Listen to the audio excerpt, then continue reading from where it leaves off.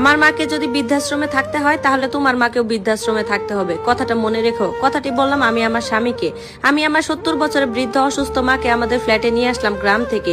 মায়ের শরীরটা গত কয়েক মাস ধরে ভালো যাচ্ছে না, একা একা গ্রামে থাকার মতো পরিস্থিতি আর নেই। কিন্তু মাকে নিয়ে আসার পর থেকেই ঘরের আবহাওয়া কেমন যেন ভারী হয়ে উঠেছে। এটা দেখে আমার শাশুড়ি আর স্বামী সকাল থেকে কেউ আমার সাথে কোনো কথাও বলছেন না, যেন আমি কোনো অপরাধ করে ফেলেছি। সারাদিন এক অদ্ভুত মানসিক যন্ত্রণার মধ্য দিয়ে কাটলো। শাশুড়ি মা সকাল থেকে আমার সাথে ঝগড়া করার জন্য বিভিন্ন উছিলা খুঁজছিলেন, কথায় কথায় বিষিয়ে দিচ্ছেন ঘরের বাতাস। আমি সব মুখ বুঝে সহ্য করেছি, একটা কথাও বলিনি, কারণ আমি জানি এখন তর্ক করলে পরিস্থিতি আরো নোংরা হবে। রাত তখন প্রায় 10:30 বাজে। আকাশ অফিস থেকে ফিরলো। অন্য দিনের মতো স্বাভাবিক কোনো আলাপ নেই। ফ্রেশ হয়ে এসে সে আমাকে গম্ভীর মুখে রুমে ডেকে নিয়ে বলল, শোনো, তোমার আমার জন্য ভালো একটা সিট বুক করে আসলাম। আমি চরম অবাক হয়ে ওর দিকে তাকালাম। বুকের ভেতরটা কেমন যেন কেঁপে উঠলো। বললাম, সিট মানে? কিসের সিট বুক করে আসলা তুমি? আকাশ আমার চোখের দিকে তাকাতে পারছিল না, কেমন যেন আমতা আমতা করে এদিক ওদিক চেয়ে বলল, বৃদ্ধাশ্রমে। মুহূর্তের মধ্যে আমার পায়ের তলা থেকে যেন মাটি সরে গেল, চোখের কোণ বেয়ে অবাধ্য জল নেমে এলো। আমি স্তব্ধ হয়ে কান্না ভেজা গলায় বললাম, মানে? আমার মা তোমাদের বাসায় এসেছে একদিন হয়নি, আর তাতেই তোমরা বিরক্ত হয়ে গেছো? সকাল থেকে তোমরা কেউ আমার সাথে ভালো করে কথা পর্যন্ত বলতেছো না। তোমার মা তো আমার সাথে সকাল থেকে ঝগড়া করার জন্য বিভিন্ন ভাবে আমাকে কথা শুনিয়ে যাচ্ছে। আমি কিচ্ছু বলতেছি না, আর তুমি অফিস থেকে ফিরে এই সিদ্ধান্ত শোনাচ্ছ আমাকে? আকাশ আমার কথার কোনো সরাসরি উত্তর দিল না। সে অপরাধীর মতো খাটে বসে ঘুমিয়ে থাকা আমাদের 7 বছরের ছেলেটার কপালে হাত রাখলো।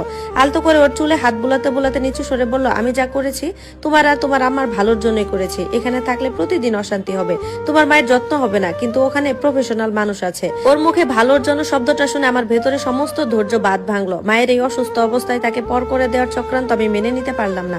বুক ফেটে কান্না আসছিল, কিন্তু সেই কান্নার মাঝে এক তীব্র ক্ষোভ আর জেদ আমায় গ্রাস করলো। আমি তখন রাগী চোখে কান্না জড়ানো গলায় সোজা আকাশের সামনে গিয়ে দাঁড়ালাম। শক্ত গলায় বললাম, আমার মাকে যদি বৃদ্ধাশ্রমে থাকতে হয় তাহলে তোমার মাকেও বৃদ্ধাশ্রমে থাকতে হবে, কথাটা মনে রেখো। আমার কথা শুনে আকাশের হাতটা ছেলের কপাল থেকে সরে গেল। সে চমকে উঠে আমার দিকে তাকালো, যেন আমার এই রূপ ও কোনোদিনও দেখেনি। ঘরের নীরবতা তখন আরো ভয়ঙ্কর রূপ নিয়েছে। আকাশের মা অর্থাৎ আমার শাশুড়ি বোধহয় দরজার আড়ালে দাঁড়িয়ে আমাদের কথাগুলো শুনছিলেন। এই কথা শোনা মাত্রই তিনি ঝড়ের বেগে ঘরে ঢুকলেন। ওনার মুখে রাগ থমথম করছে। শাশুড়ি চিৎকার করে বললেন, কি বললি তুই? তোর এত বড় স্পর্ধা? আমার ছেলে কামাই করে এই ফ্ল্যাট কিনেছে, এখানে আমি থাকবো না তো কে থাকবে? তোর ওই ভিখারি মা থাকবে? নিজের মাকে এনেছিস ভালো কথা, এখন আমার ছেলেকে শাসাছিস আমাকে বের করে দেওয়ার জন্য? আমি চোখের পানি মুছে সোজা ওনার চোখের দিকে তাকালাম। আজ আর আমি সেই সংসারী মুখরোচা মেয়েটি নই যে অন্যায় দেখেও চুপচাপ থাকবো। বললাম, মা, এই ফ্ল্যাট আকাশ একা কেনেনি। বিয়ের পর আমার জমানো টাকা আর আমার বাবার দেওয়া ডিপিএস এর টাকা ভেঙে এই ফ্ল্যাটে ডাউন পেমেন্ট দেওয়া হয়েছিল। আর যদি আইনি অধিকারের কথা বলেন, তবে এই সংসারে আমারও সমান অধিকার আছে। আমার মা যদি এখানে একদিন থাকার যোগ্যতা না পায়, তবে আপনার ওই ঘরে থাকার কোনো অধিকার নেই। আকাশ বিছানা ছেড়ে দাঁড়িয়ে উঠে বলল, অনন্যা, তুমি তোমার সীমা পার হয়ে যাচ্ছ। মায়ের সাথে এইভাবে কথা বলছো কেন? আমার মা আর তোমার মা কি এক হলো?